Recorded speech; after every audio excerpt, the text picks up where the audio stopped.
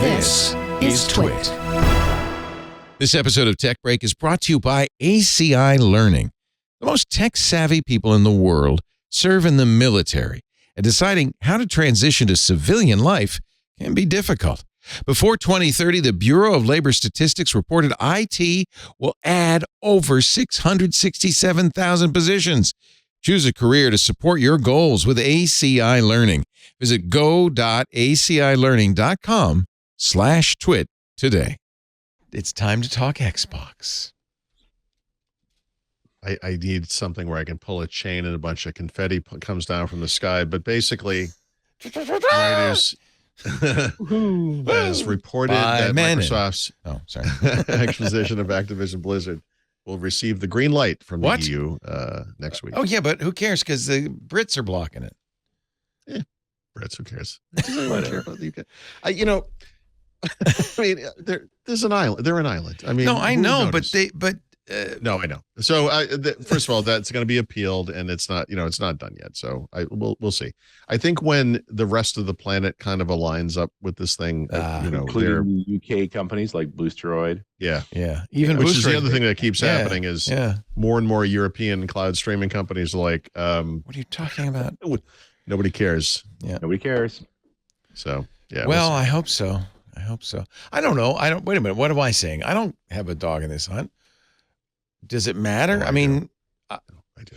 You'd like the story to go away, right? Like this should stop. No, because if there's no story, then I got nothing to talk about. So story. Like I want to see. I want to see an Activision post Bobby Kotick. I want to see Microsoft. I do want to see Kotick gone. That's for sure. Maybe that's the real. I want to see Activision titles on Game Pass, right? Yeah. And cloud streaming. So there is a reason to support it. Yeah. Okay. Yep. I will say that I don't know if this came up on Windows Weekly. I apologize, but the one thing we maybe shouldn't. You were here for every show, dude. What are you talking about? I don't remember. I've said this out loud. I don't remember if I said it on this show. Oh, but, okay. The one thing for all of the rah-rah stuff around Microsoft, and I feel very strongly that this should be allowed to go through, et cetera, et cetera. There is one thing they have done wrong. And that is they've talked endlessly about how this is all about mobile. Why haven't you done something about mobile? Like you have a tremendous IP, Halo, Gears of War, Age of Empires, whatever, on it goes. Why aren't you putting that stuff on mobile? Yeah. It shouldn't be all based like if this doesn't happen, we're screwed in mobile. It seems like an artificial constraint. Yeah. This is you have $69 billion to spend on this company. Yeah. You couldn't spend a couple of billion porting Are you these games to the iPad. Microsoft's being a little disingenuous in saying it's all about mobile. They're on the up and up. It's a good company, good leadership. They got the right policy. No, they're a company, whatever. The one thing that they do right, I think, is just the general strategy. This is something I was talking to Richard about before the show, and this all comes out of Phil Spencer, and the wake of the debacle that was the Xbox One, right, where they got rid of I just forgot his name. Red Ring of Death. Phil Spencer? No, the guy before Phil Spencer. Boy, I'm losing my mind. And it was after the Red Ring of Death. Actually, it was the, if you are going to play Xbox in a submarine, you're going to have to use an Xbox 360. That guy. Yeah. Anyway, he's really turned this business around, and he's made Xbox make sense in this cloud-focused company that is Microsoft, right? I think cloud gaming is good, but Game Pass is better, and I think this is kind of an interesting thing. But anyway, in Jason Holtman.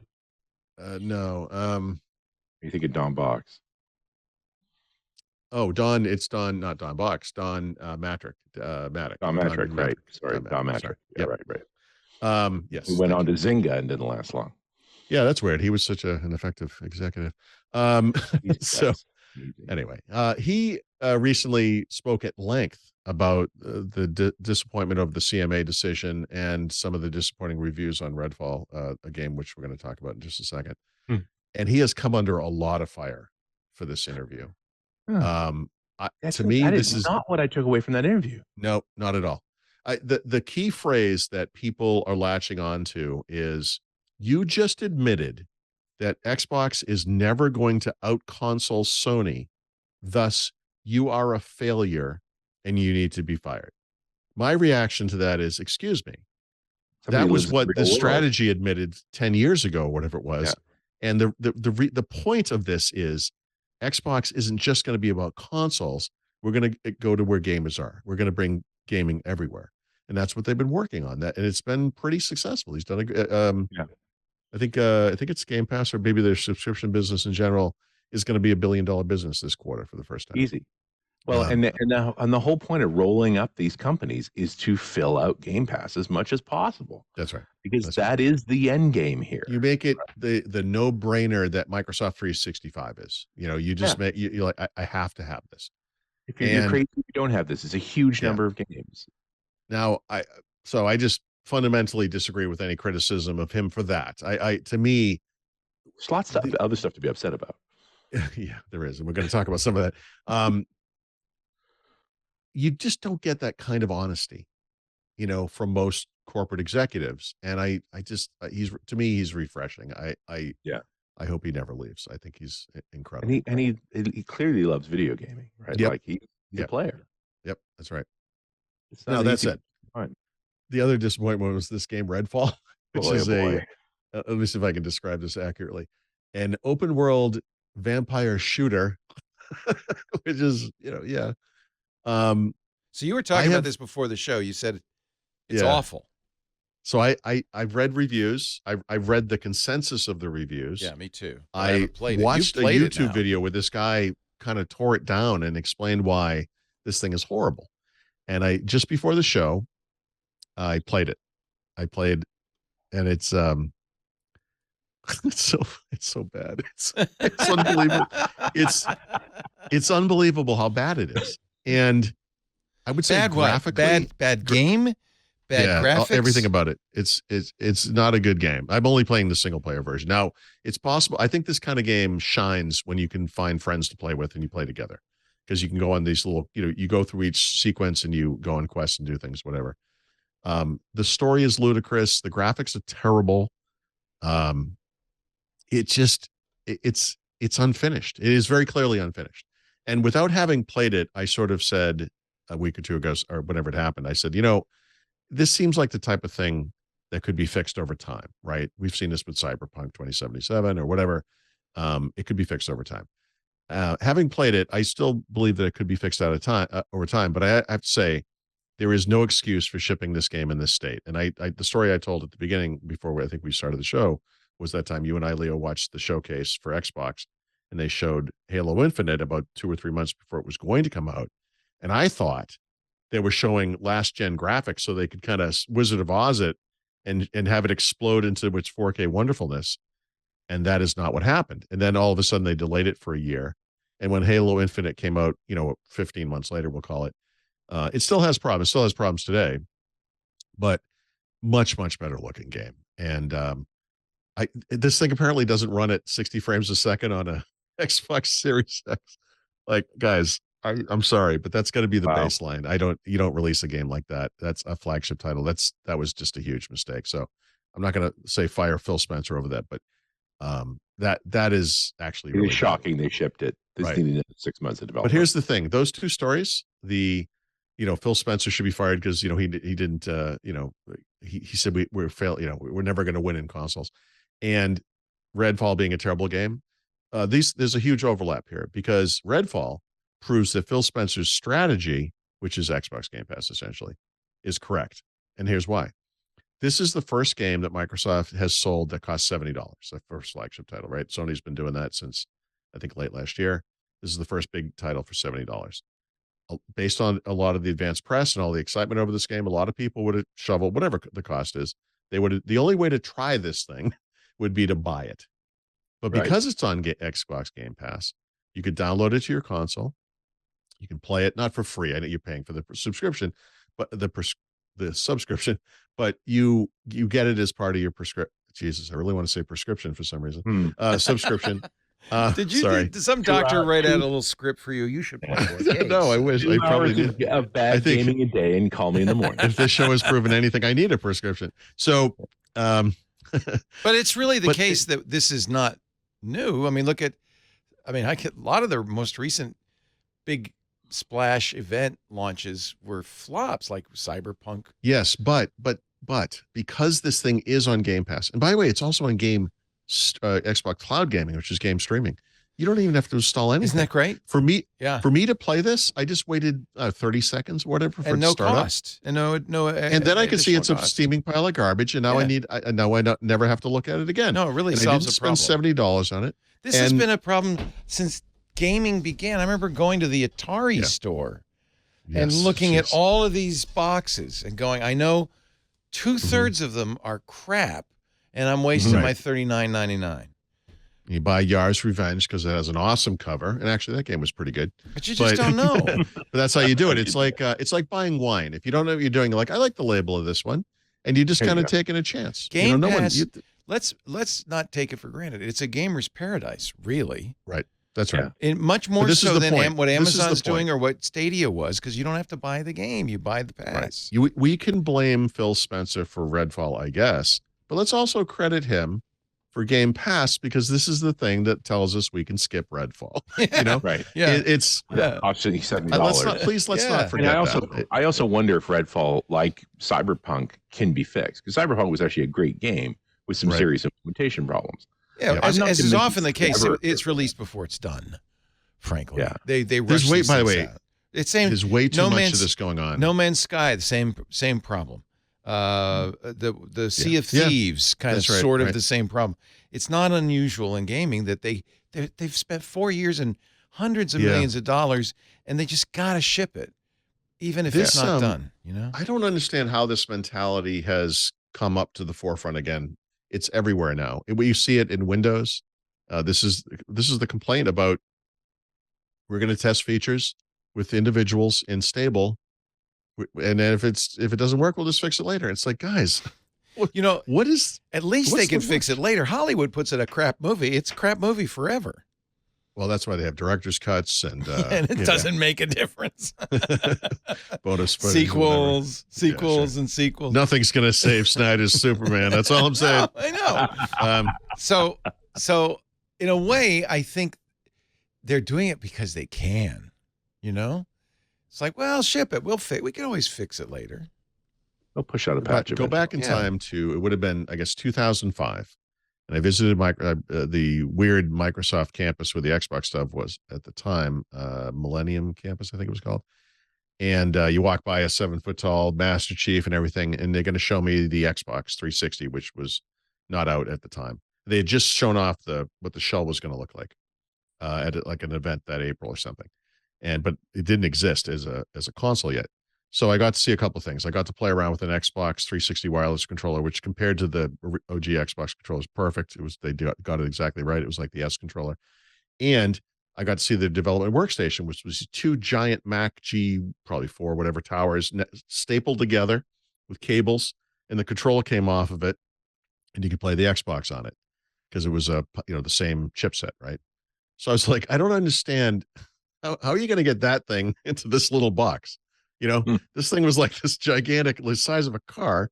And then you get this beautiful little Apple looking device. And they said, we got guys working on that, and the guys who were working on that were responsible for the Red Ring of Death that you just referenced. So that's what happened. Like, it turns out doing that is really, really hard. And, but one of the conversations we had on that trip was the Xbox 360 was going to allow game makers for the first time to update games. And so the idea was, you go to the store and buy a disc, you bring it home, you install it. And not on day one, because we weren't doing that yet, but at some point there would be updates and they could fix bugs and they could even add features. It was exciting. And I said, aren't you worried that this ability is going to result in a lack of quality of some time? And they said, no. We have a system in place. We're not going to let them ship crap and blah, blah, blah. And here we are. And they're shipping crap, of course. And it's not like it took whatever that is, 18 years or whatever. This happened immediately, right? There were a lot of Xbox 360 games that just shipped out of the gate as crap, and it's just gotten worse. I think I don't understand. I don't understand how we put up with such a lack of quality, across the board, but we do. Well, and the side of Game Pass is like, there's nothing to return now either. Right. Mm-hmm. Yep. See, I think that's kind of solves the problem. I love there's a natural progression here where you can stream it with cloud gaming, just to get an idea. And you're like, okay, yes, now I'm going to install it using Game Pass because I know I'm going to play this thing. And then maybe a couple of months go by, maybe at some point it comes out of Game Pass, and now you have an opportunity to buy it, and you can buy it at a discount because you're part of Game Pass, right? And that's the decision. You have this decision-making process you can make all along the way. If this game is so valuable to you that you can't stop playing it, now it's not even on Game Pass anymore, now you know. It's the perfect vetting process. You actually did make the case for what I asked you earlier, the Activision merger. Right. That's actually a really good point. This is how games should be delivered. Right. Can Microsoft, I mean, are they making money at it? I mean, is it a good question? Because I mean, so I they don't make think as so, but well, that's the question. If you release a game for $60, so one time only, or maybe you get a bunch of DLC purchases, that what you seems have like to a do lot is- more so- money than whatever Yeah. $15 a month. there have been there's two questions here. Is Microsoft making money? Are game studios making money? Right. Right. So from the perspective of, it depends on the game studio, right? A lot of big game studios are probably kind of like, I don't know if I want to do that.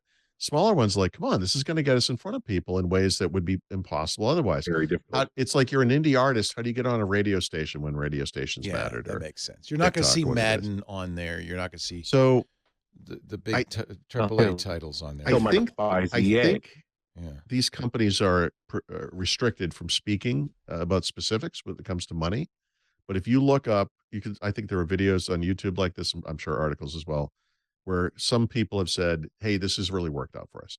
They can't really get into specifics, probably because of a contractual thing, right? That would betray some sort of a competitive, whatever it is to Sony or whatever. But I have seen instances where developers have come out and said, yeah, this is really valuable to us. Like, this is a big deal. It's also, by the way, a way for a game to have a second coming, right? So you make whatever splash you make when the game first comes out, and now you're just like a back title for some studio or for some publisher. But one day it gets added to Game Pass, and then it gets in front of a whole new audience of people who are never going to pull it off. Well, they don't pull it off shelves anymore. They were never going to go buy it. I guess that's the argument for selling your movie to Netflix, right? It's the same. Yeah. Same thing. It's another revenue stream. Yeah. Yep. It doesn't preclude an art theater running it again. It's all those possibilities. It's really interesting. I don't think you can say it works out 100% for everybody. I don't think that's ever going to be true of anything. But the question is if this thing scales enough. And I think this is the bet. They're looking at Activision Blizzard and saying, look, if we get this is what puts us over the top. Right. It's a big bang way to make that happen. And to some degree, it depends on what proportion of gamers are like you, Paul, where you play the same game over and over and over again. And what proportion of people like me where, I'm not that committed. I might play a little this, a little of that. Next time it's this. I haven't talked about this too much, but I have not played Call of Duty since the first week of March. What? And I have, Did you go to a rehab program? I'm doing all kinds of prescriptions and different things. No, I'm just trying different stuff, so I've been doing Xbox Game Pass. I'm playing different games. I've actually been playing Halo Infinite, go figure, which is, I can't say is a great game, but it's a well-made game. Yeah. It's actually a lot like a typical, like a Netflix movie these days where it's like really well-made. Was it great? I wouldn't say it was great, but it looks nice, that kind of thing. But I've been trying different stuff. I mean, I've been trying to figure something out there. So interesting. That's it's a big shift for you. The longest gap since the release of Call of Duty 2. There's no doubt about it. Wow.